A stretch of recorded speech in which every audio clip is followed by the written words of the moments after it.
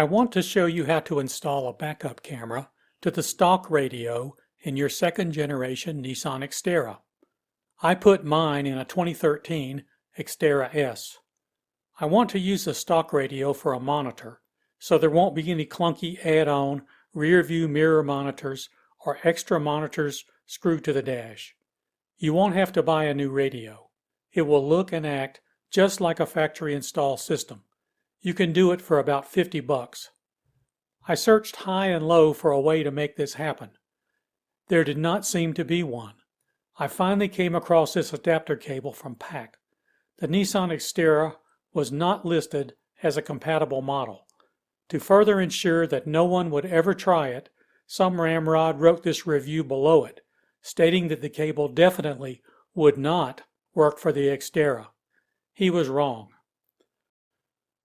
I was bound to do this modification to the Xterra if it could be done, because I didn't want to waste money on a new radio when I was happy with the stock model. I also didn't want any of the other add-ons junking up the cabin. I decided to do it wired instead of wireless because I wanted perfect reception at all times. I used a camera from Lulu. Probably any other similar camera will work. This one has lights on it to help with backing up. The hardest part was figuring out which pin on the radio was supposed to get the reverse trigger signal to force the radio into camera mode. I was not sure it could even be done. The service manuals don't give a clue.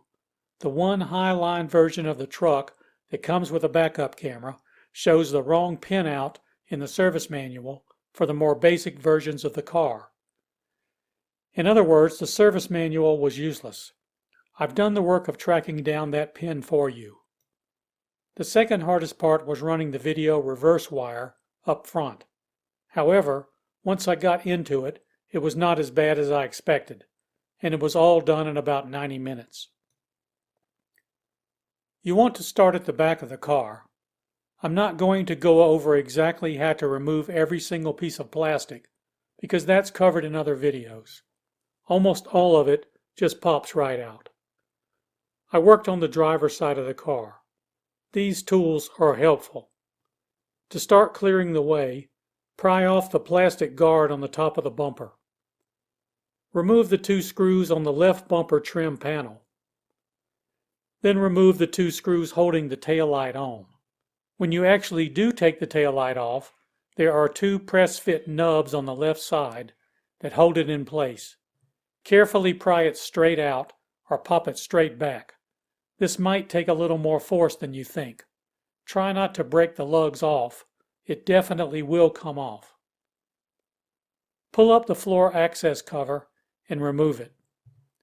Once the cover is off, remove the tray. There are 5 screws holding the tray in. This wide trim piece at the back pops straight off. No screws. Get your tool under it and work it loose. The left side hold-down rail comes out. Remove the 2 hold-down stays by turning them counterclockwise. Look down in the rail and you will see 3 screws. These were torqued down extremely tight in my truck, so don't strip the heads when you take them out. Once the 3 screws are out, the whole rail assembly pops out with some effort, along with a square of plastic at the front of the rail. Once you've pulled that out, there is a little tie down on the left side about shoulder level that pops out when you insert a screwdriver into the slot and then pop the top out.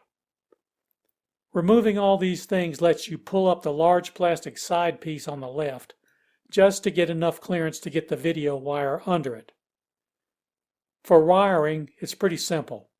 They give you 2 cables and the camera unit is mounted to a mounting rail. The long cable with the short red trigger wire is the one you will run all the way from the back of the car to the front. I had 4 or 5 feet extra in my truck. The other cable provides power and ground to the camera when you hook it up to the positive and negative wires on your reverse lamp. Finally, you need about 6 feet of stranded wire that they did not supply. This runs as a power supply from the taillight reverse positive wire to the short red trigger wire on the video cable. I ran the exposed wires at the back of my truck through these hard plastic wire protectors. They are not necessary, but make a more professional job. Go ahead and pull off the tail light.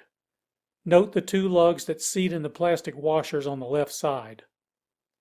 I drilled a hole inside the tail light housing to run the video wire through.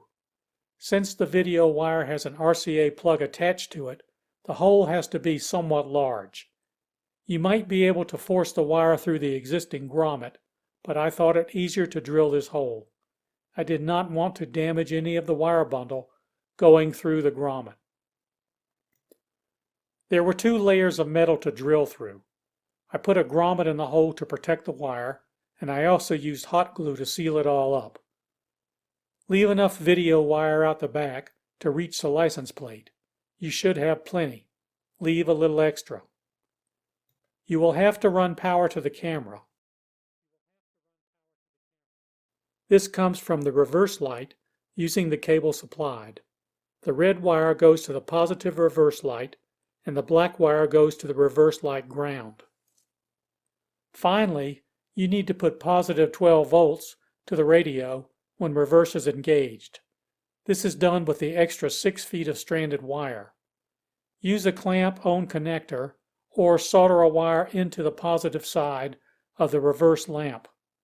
Run this wire down behind the bumper trim panel, behind the bumper, and connect it to the loose end of the short red trigger wire on the video cable. The video cable then carries this 12 volts all the way to the front of the car and the radio when you depress the brake pedal. Mount the camera by putting the license plate on top of the bracket. That way you only see the camera. I elected not to drill a hole through my bumper at this time. In this picture, you can barely see the wire coming out from under the license plate and going behind the bumper. I wrapped the wire behind the license plate in shrink wrap and electrical tape to protect it from rubbing. There is only one adjustment you need to make to the new harness. Locate the green and purple wire. This wire is 3 pins down from the edge of one side of the connector. This is the wire that will provide the 12-volt trigger signal to the radio once you give it some power. That power comes from the reverse lamp you wired up with the extra red wire. Getting access to the radio is simple. Use your tool to carefully pry up the radio dash cover utility bin from the back. Look inside and you will see 3 screws, 1 in the middle and 2 on the sides, passing through metal brackets. Remove only these 3 screws. Once the screws are out, grab the housing inside the hole and pull gently towards you. The entire radio unit and all the controls will pull out, along with the large panel. You can carefully prop the whole panel up on top of the gear shift knob if you are careful. Don't pull the panel out any more than is necessary to access the wires. The connector on the radio we are interested in is shown here. The diagram from the service manual shows the 32-pin connector on the back of the radio. You want the 12-volt trigger to go into pin number 50. This is obviously not the actual pin number on the 32-pin connector, but the pin number that Nissan calls it in the service manual. First of all, there are 2 loose wires hanging off the new harness, a red and black. Roll them up and insulate them at the ends. We will not use them. You want to locate the green-purple wire on the harness and cut it on the side towards the female connector on the harness. Make sure you cut the right wire. Solder this wire to the short red trigger wire on the video cable you just brought to the front of the car. This will provide the trigger voltage to force the radio into camera mode. You might want to test it before you start soldering. Connect the male yellow RCA video plug you just brought forward to the female connector on the harness. That's it for wiring. Test the camera by setting the parking brake, holding the brake down, and turning the key to accessory. It is not necessary to start the car. When you shift into reverse, the radio should switch to camera view automatically, and you should see the rear view. You will note that there are too many guidelines shown on the display. This is because the camera sends guidelines to the display and the radio also sends built-in guidelines to the display. You can disable the camera's guidelines by cutting the tiny thin white wire back at the camera harness. Now that you've cut it and you only have one set of guidelines, you can adjust them using this process. Turn the car and radio off. Turn the ignition to accessory. Hold down the number 1 button on the radio while rotating the volume control clockwise.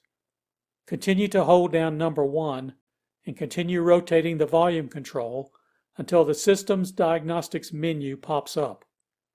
Use the tuner knob to select Confirmation Adjustment. Press the tuner scroll button to select. Find the camera system with the tune scroll knob and select. You are now able to adjust the guidelines by hitting buttons 1 through 6. Once you are done, select OK and enter to save it. Exit the settings without messing with anything else. I hope this video was useful to you. Please subscribe. Thank you.